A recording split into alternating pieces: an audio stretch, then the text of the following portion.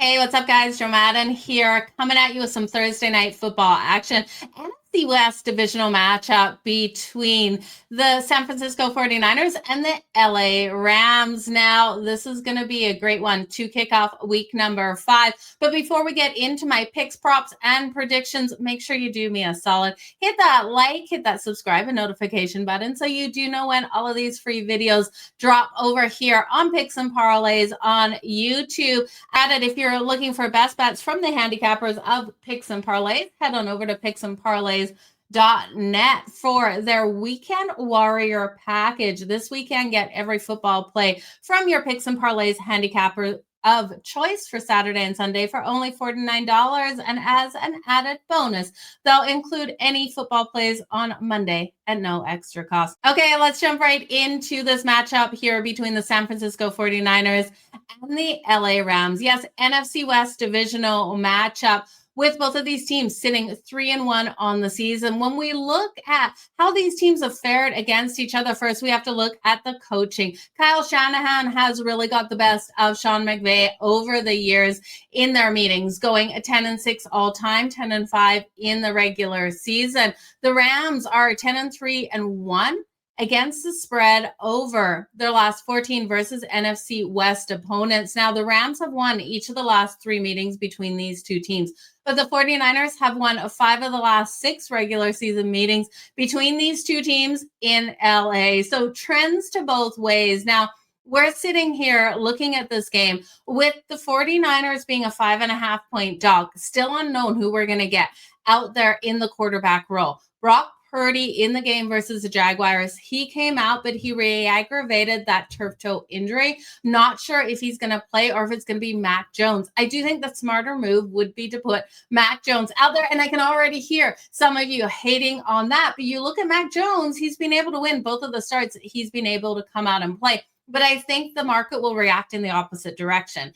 If Mac Jones gets listed as starter, I believe this 5.5 will move to a 6.5. So if you like the 49ers plus the points, I would wait till before this game kicks off. This is Thursday, 8:16 Eastern matchup here, Thursday Night Football. And I think come the afternoon, we will see a 6.5 if it is Mac Jones, with the overreaction between him and Brock Purdy. Now, if you like the LA Rams, that means I would grab them now. Laying the 5.5 is going to make you pay it's coming in at -120 currently on the majority of books. Now, we are seeing that total 46.5, -120 to the over, -102 to the under. In a short week here in a divisional matchup, I won't be shocked if this one stays under that total of 46.5, you guys.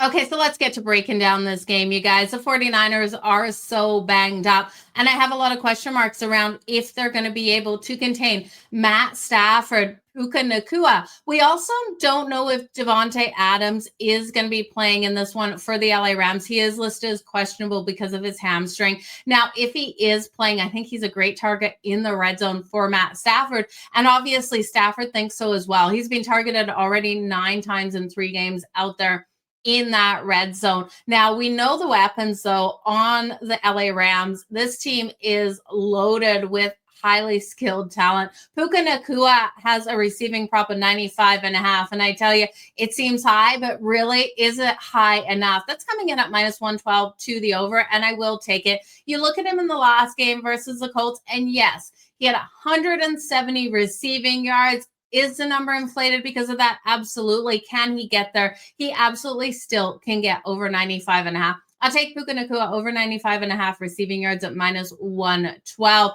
So on the season, with 42 catches, Puka Nacua has tied the record for most receptions in the first 4 games of a season. He's absolutely on fire, and I think he continues in that direction in this game. Now, talking about some other weapons here for the Rams that you want to highlight there in the prop market, Kyren Williams, I think, can go over his 66.5 rushing yards. That's sitting right around that -112 mark. Last week, 13 rush attempts for 77 yards versus the Colts. And when we look at him versus the 49ers, this is a number that I absolutely love, and I think you might want to fire up Kyren Williams in this matchup. He's averaged in 2 games versus the 49ers an average of 98.5 rushing yards per game. If you want to fire up Kyron Williams, I'm absolutely with you. I think he gets a heck of a lot of workload out there on the ground. Now, another prop I want to look at for the LA Rams is looking at tight end Davis Allen for the touchdown.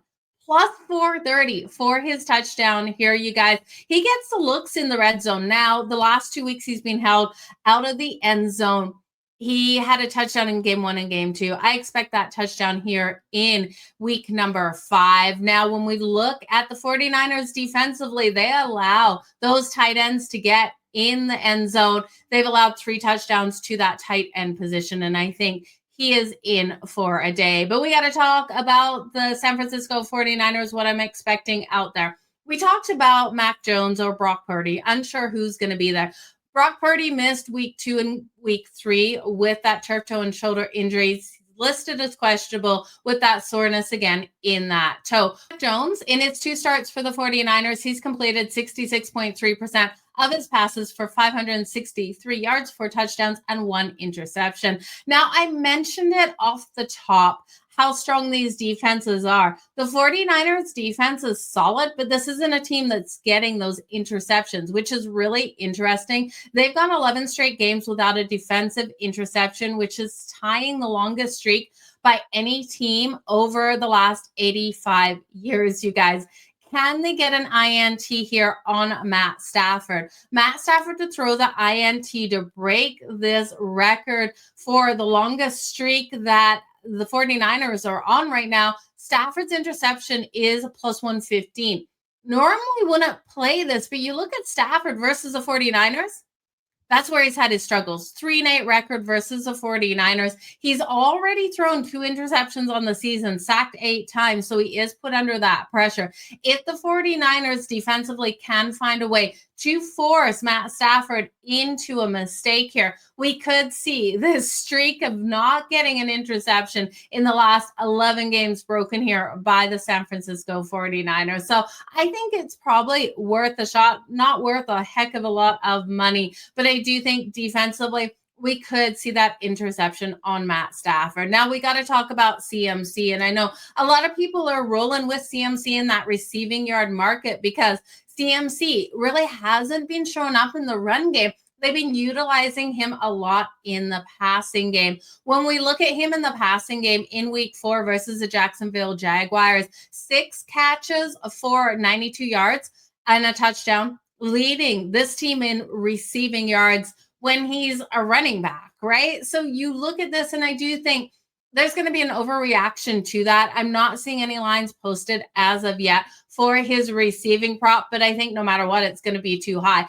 I think in this game, we see him utilized on the ground. Jonathan Taylor for the Colts last week was able to run on the LA Rams. We saw Jonathan Taylor run for 76 yards on 17 carries, 4.5 yards per carry on average. And I do think CMC has to fall back more into that running game. I'm going to look at him for his rushing yards over 58.5. It's coming in at minus 114. And I do think he gets in the end zone at minus 125. Ultimately, at the end of the day, you guys, these teams are trending in opposite directions. I do think the LA Rams can get the win. I know it's a lot of points too late in a divisional matchup on a Thursday night, but you guys, I think the Rams get it done and they win this by a touchdown. So give me the LA Rams laying the 5.5. What should be a great matchup between these NFC West divisional rivals. You guys, all the best in all of your bets. Make sure you stay tuned to picksandparlays.net as well as over here on YouTube for all of our free content, including All Joe Madden, which runs